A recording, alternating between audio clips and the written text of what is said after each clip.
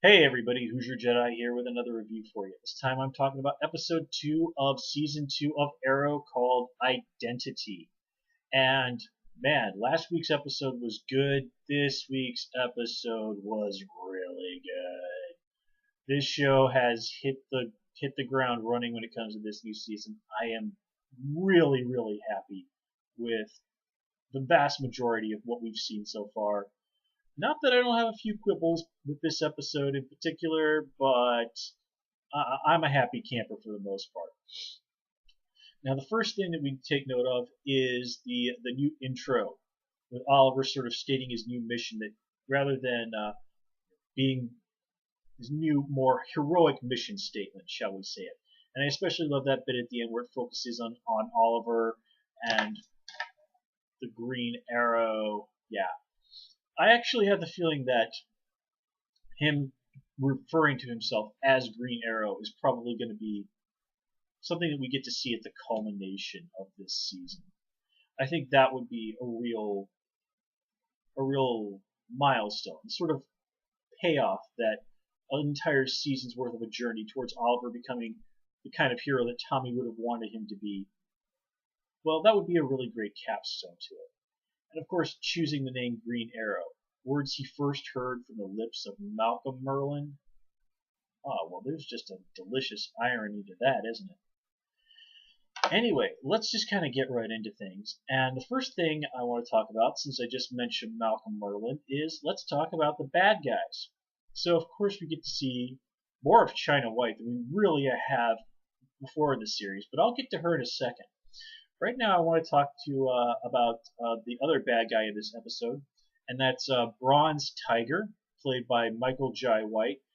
He's in The Dark Knight, but actually, comic book fans are probably going to remember him best as Al Simmons in the live-action Spawn movie from quite a number of years back.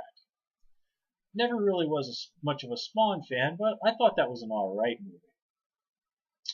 Now, anyway, Bronze Tiger, though, I can't say this is a character I really know very well from the comics. I really racked my brain on it, and I've only the only appearances of him I can really think of, it was just him as sort of a background character, or a very minor one. I did some reading up on him last week when I knew he was going to be in this coming episode, and he's a character who sort of bounces back between the line of hero and villain. But again, I really have no opinion about the guy one way or the other. It is, however, my understanding that while he's certainly not up to the level of some of like the premier martial artists in the DC universe, like Black Canary is considered a pretty strong contender for probably the number 3 spot. In the comics, pretty universally agreed that Lady Shiva is the most best martial artist in the world, with Batman being number 2. You have a few other people like Cassandra Cain are very high up there. Bronze Tiger, I don't know if I'd exactly put him in the top 10, but he's probably in the top 20. He's a formidable guy in the DC universe in terms of martial arts. Not the best of the best, but definitely not somebody to underestimate. Definitely somebody who should be taken seriously. And even though we don't really get a huge amount of insight into his character this episode, White does a pretty good job of what he has to work with. And he does a really nice job of making Bronze Tiger seem very powerful, very threatening, the sort of guy who really just has never laid eyes on Ollie, but totally wants to go in there and get a piece of him.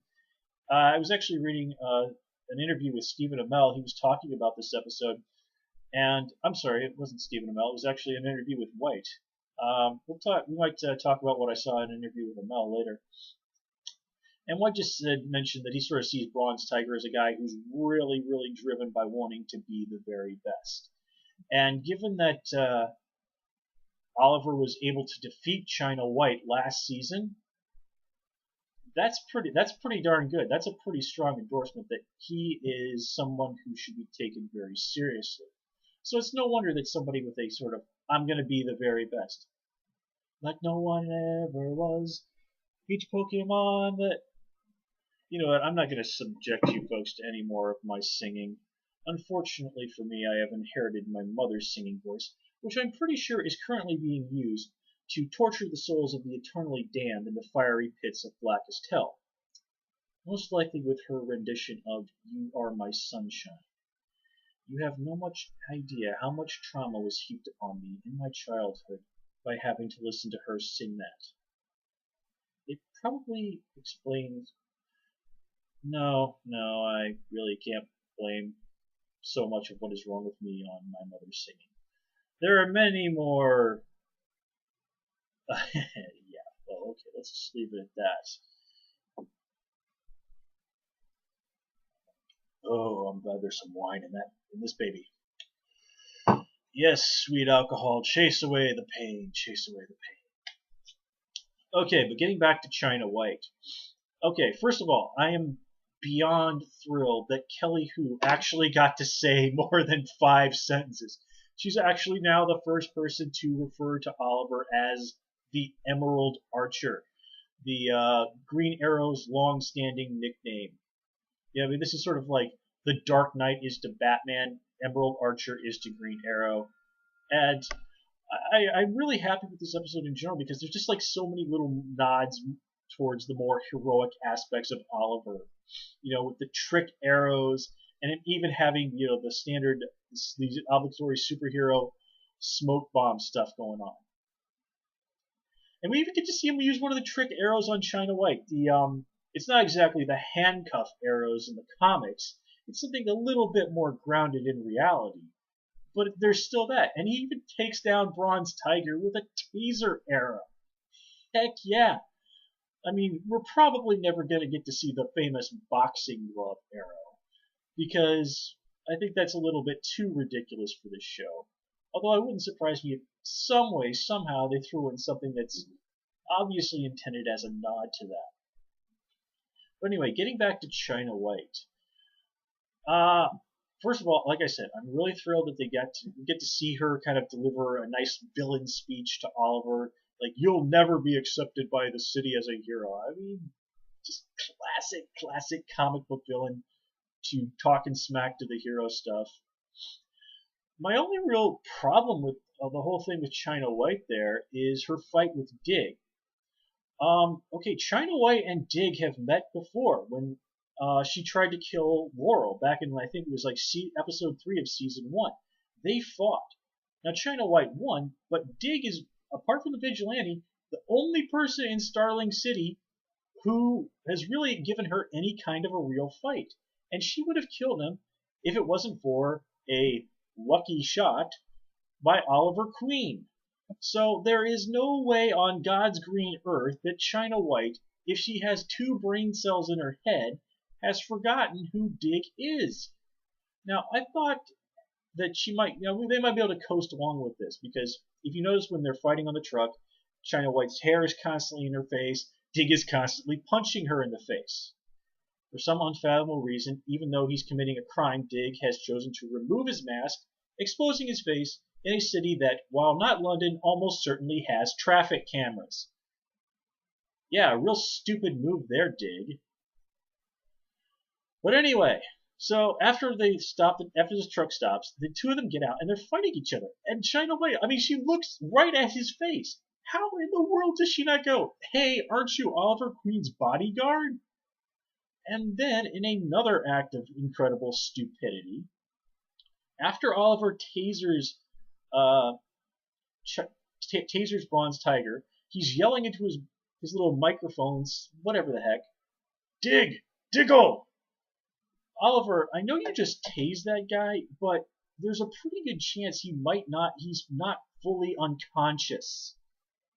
So maybe you shouldn't be shouting your friend's surname in the presence of the crazy evil bad guy who likes to hurt and kill people." Just saying, Ollie. Just saying. You know what? Let's kind of wrap up talking about Dig so we can move on to other folks since we're talking about him. I don't really have a huge amount to say about him breaking up with Carly. It's just the way it's brought up, you know, that Oliver is not the only one for whom this crusade has pretty much sunk their dating life. Okay, that's nice, and this is of course a good way to remind people of Dig's circumstances, his vendetta against Deadshot, and also, man, you get some more classic humor from Dig. I love that line where he goes, my secret identity is his black driver. If he was still around to this day, I have a feeling Bruce Lee would have gotten a kick out of that one. And I definitely love how he said to Oliver, kind of called on about talking about himself in the third person. That was a good one, Dig. I didn't see that coming, but you made it funny and you made it work. Let me see. All right, so let's move on and talk about Laurel. First of all, it was definitely nice to see a scene between her and Roy. Hey, speaking of which, how in the name of God can Roy afford that type of car? Okay, well, we'll talk about Roy in a little while. Let's continue talking about Laurel. So her interrogating Roy. First of all, I have no idea why in the world she is not able to charge Roy with something, or why she chooses not to. I've made my point. I'm just going to let that one go. But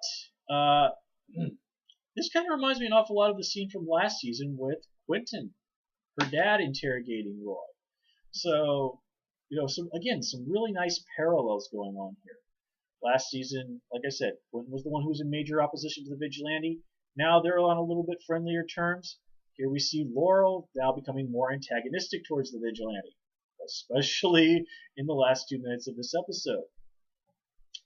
Hey, speaking of Quentin, do you think they had some kind of a conversation about him bringing in the hoods from last episode? It's so Dad, I heard you took down the hoods single-handedly and somehow handcuffed all of them to a chain link fence with their hands and their legs. I mean, why did you have so many pairs of handcuffs or whatever? I mean, really, how in the world has that conversation not taken place? Well, that calls for some more of the wine. Oh, I'm going to turn into Barney Gumble by the end of this review, aren't I? Yep. Oh, it's just a downward spiral. But at least you get to watch it here on YouTube. Yes, my crushing descent into self-destruction. All for your entertainment. Are you not entertained? And that's probably the worst Russell Crowe impression in the history of man. Anyway, let's go on. What the main thing with Laurel this episode is, and this is actually something I think that was mentioned in the interview that I wrote with Stephen Amell, is that in his opinion, Laurel is sort of projecting some of her anger onto the vigilante. I mean, not that wasn't really a surprise from last episode, but really, this episode makes it clear. Laurel is pushing a lot of the guilt and anger that she feels towards the way she treated Tommy, towards not being able to, basically being the cause of Tommy's death, not to mention all the heartbreak that he went through before his death. And, the whole thing of him sacrificing himself to save her, even after she'd been a pretty rotten girlfriend and friend to him in general right before his death. I think I've made my point. So, and then there's the whole thing of Laurel, by helping the vigilante, you were complacent in his crimes. You're essentially an accomplice. It's kind of lucky for you that nobody knows about this, because otherwise your legal career would be ruined and you'd probably be on your way to Iron Heights prison. And, oh yeah, it's also a miracle that your dad didn't get thrown off the force because of his collaboration with the vigilante. So, yeah, boy, that must have been a fun conversation between Laurel and Quentin. So, Dad, you worked with the vigilante too. I kind of hate his guts. Oh, come on, Laurel the Vigilante's not so bad. Oh man, Thanksgiving is gonna suck at the Lance household this year. I mean, I don't even think a guest appearance by good old River Song is gonna make that any better. Boy. Let's see. I think that kind of covers everything I have to say about Laurel. Although, as much as full of BS as she might be at the moment, she definitely engineered a heck of an awesome cliffhanger. And well, I think Oliver having smoke gas pellets in his utility belt or whatever being established this episode, it wouldn't surprise me if next episode that becomes relevant. Uh, anyway, you know what? Let's get it out of the way and briefly hop over to talk about the island. Okay, first of all, I'm going to spare you my rant on what Shadow said about yin and yang, because apparently, despite being Chinese, Shadow knows F all about yin and yang. I guess her family were Buddhists rather than Taoists because, short version, yin and yang are not opposing forces. They are interconnected. Alright? The black, the yang, is not meant to represent evil. It is, nor is the yin meant to represent good. Like I said, they are not opposing forces. They are interconnected forces. Now, granted, you can use the yin and yang to symbolize a great many things. For example, the yang, the black, is meant to symbolize male, while the yin, white, is meant to symbolize female. So yes, you can use black and white, the yin and yang, to symbolize good and evil. But it's not that black and white. Well, look, I'm not going to sit here and pretend to be an expert on Taoism or religion or anything like that. I'm just saying this show I do know enough about Eastern religion. I've racked up about, cripes, working on, let's see, almost 3 years in South Korea, did almost 3 years in Japan. Total it all together, I'm not that far off from starting work on my 7th year of life over in Asia. So just by necessity of living in these cultures, I've picked up a little bit about how Eastern religion works. And this is nonsense. Okay? Nonsense. Wine.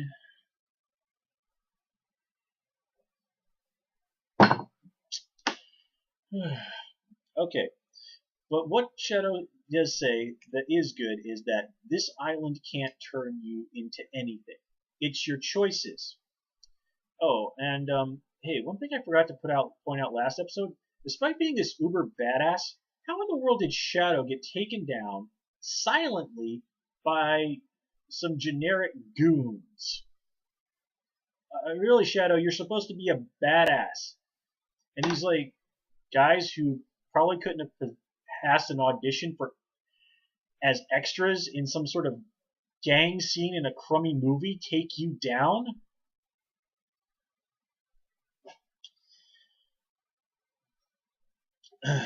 Nothing really to say actually about the whole dead Japanese soldiers that they find in the cave. I'm a little confused by the symbol on that Buddhist talisman because it looks an awful lot like, which is apparently supposed to be Japanese. It looks an awful lot like it has the kanji for Maya on it, which doesn't mean, coming back together or anything like that. It actually means front. In fact, you'll often see it on the the main entrances outside of train stations, symbolizing that it is the main entrance. Oh boy. Wine. And yeah, I'm turning into Tyrion Lannister before your very eyes. Let me see here. Looking over my notes. Oh yes, we need to talk about Roy. Well, I've already mentioned that for a poor guy from the Glades, Roy seems to have a ridiculously expensive sports car. Uh, yeah. Anyway, so long story short, we get some more drama with Thea and Roy. And apparently Roy is satisfied with being Arrow's errand boy. Now, granted, this is pretty much Oliver just throwing Roy a bone so that he'll stop going out doing stuff that'll probably get him killed, and of course, seriously heartbreak his sister. I don't think Oliver takes Roy seriously in the slightest, but that scene with him and Oliver, with him and Oliver Queen, Roy and Oliver Queen, I should say, shows that Oliver does understand Roy pretty well. And it was interesting to see that Roy, it kind of dawned on him that, you know what, maybe Oliver isn't just some rich dude after all. Maybe he does understand me a little bit more. And he even asks him, what does it take to get you angry? Well, these are two guys who are obviously still not on the same page, but they have made it clear to each other that, you know what, maybe we actually do have a few things in common after all, besides, really caring about Thea. And you know what, as much as a dumbass as he can be, and as foolish as he is, I do have to give Roy credit. The fact that he does genuinely care about Thea, it really does come across. And, I have to give a lot of props to Colton Hayes. He has really been doing quite a very, very strong job this season. He's definitely improved. He's obviously much more comfortable as a character in Roy Harper's shoes, which isn't to say, of course, that he was bad last season. He did a fine job last season. But again, he's really, really stepped up his game, and I've even seen the other actors from Arrow and the crew, the writers and stuff, are just heaping praise on Colton Hayes left and right. And frankly, I think it's well deserved. This guy is a talented dude, and he has really, really been upping his game in season 2. So hats off to Colton Hayes. And of course, we cannot forget the delightful Felicity Smoke in terms of characters who are upping their game. Seeing Felicity angry and pissed off at Oliver and arguing with him and being, kind of spiteful towards him.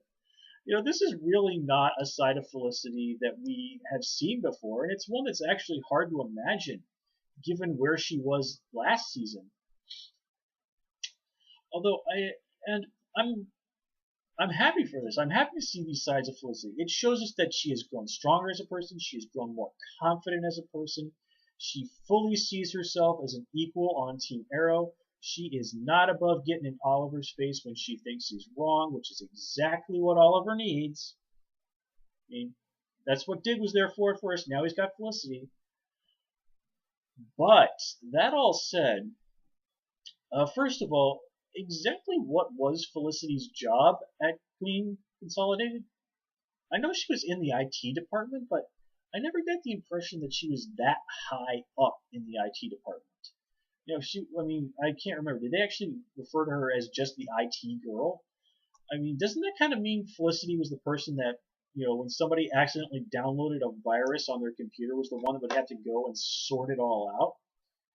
I mean, was she like a systems administrator? Was she somebody of notable rank at the company? Because that's really not the impression I got.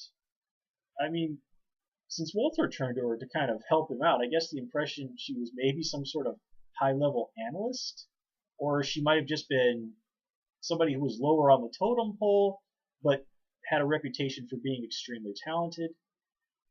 Either way, I never got the impression that she was very high up on the ladder down in the IT department. So, that being the case, I know it's not, Felicity, as you said, did not go to secretary school, but still, Felicity, I hate to point out to you, but being the personal assistant to the CEO of a large corporation, that tends to look pretty darn good on a lot of resumes. So, I really don't see how this is a step down for you. And you understand why Oliver is asking this of you. I mean, if Walter had asked you to do this for him, would you have said no? I don't know. I think Felicity is being a little bit irrational on this one, but whatever. Let me see here. Oh yeah, Sebastian Blood. Almost forgot to talk about Sebastian Blood. Well, I really do have to question just how sincere he was in his desire to work with Oliver Queen to better the city, because he sure did turn on Oliver awfully fast, and that scene just really, really read ambiguously. On the other hand, that probably speaks well to Blood's character. I mean, look at what he says to Laura when he basically nods to the virtues of crucifixion. I mean, if that's not messed up, I don't know what is, because crucifixion was a seriously horrible and painful way to die. Um, yeah, I mean, have you ever seen those pictures of people who, like, for religious reasons, crucify themselves, or when they're like taking parts in passion plays or things like that? I mean, that's messed up stuff. I mean, not to knock anybody's religious beliefs, but holy heck, that seems just. Why would you do that to yourself? Oh, yeah, and then just sort of like, you know, guys, chopping people's heads off with an axe also did a pretty good job of driving home the point that this sort of behavior is not encouraged. Well, anyway, I am a little off put that Oliver apparently doesn't even seem to have decided to apparently not even put in forth any sort of effort into offering up publicly some sort of an explanation. And hey, speaking of Sebastian Blood, the whole thing about him talking on about how the politicians in this city have failed the people and yada yada yada. Hey, Blood, you do realize this comes what has to be almost immediately after some of those victims of the Glades, those people who were hurt and suffering that you supposedly championed, went out and murdered the mayor of the city and a whole bunch of police officers who were just doing their jobs. Now, how in the world this guy would not get crucified in the media for gross insensitivity to the murder of the mayor and a bunch of cops is absolutely beyond me. But, hey, American politics these days, yeah? Wine.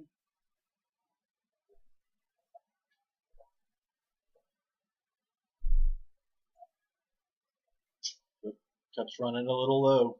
And I have to go and watch Tomorrow People after this. Not going to review it, but going to watch it. Anyway, folks, despite some flaws, which I have waxed poetic about for almost half an hour, this is still a good episode, still a really fun season, and I am so excited for this next episode. I think it's going to be awesome.